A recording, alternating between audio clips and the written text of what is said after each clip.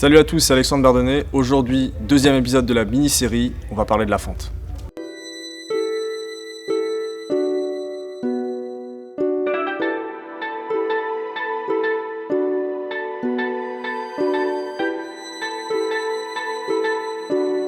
Alors la fente, qu'est-ce que c'est? Il s'agit donc d'une poussée, une grosse poussée de la jambe arrière, ainsi qu'une projection de la jambe avant dans le même temps, un allongement du bras aussi bien coordonné pour porter une attaque.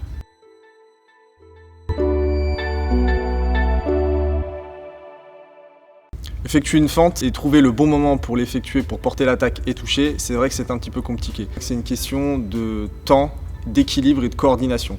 On va plutôt attaquer un adversaire en déséquilibre pour justement maximiser ses chances de porter la touche. On va jamais attaquer un adversaire qui est déjà sur la défensive car il va s'attendre à ça, il pourra reculer, effectuer des retraites ou effectuer des mouvements avec son fer en faisant des parades et des ripostes.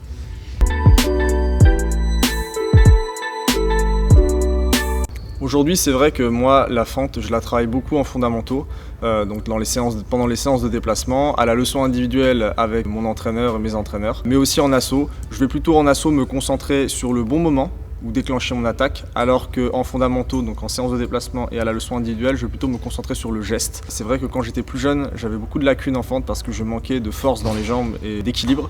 Mais aujourd'hui, je pense que j'ai beaucoup progressé dans ce domaine et les multiples séances d'entraînement que j'ai effectuées m'ont aidé aujourd'hui à avoir une fente très performante, même sur le circuit mondial.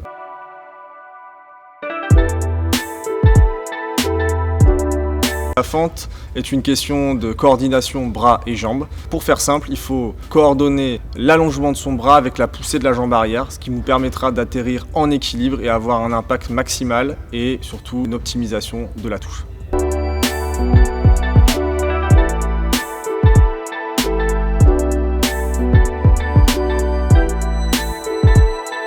Voilà, c'est Alexandre Bardonnet, c'est la fin de cet épisode 2 sur la fente. Maintenant, vous savez tout, vous allez pouvoir arracher la compétition et les entraînements en faisant vos plus belles fentes. On se retrouve la semaine prochaine pour le 3e épisode de la mini-série et on parlera de la flèche.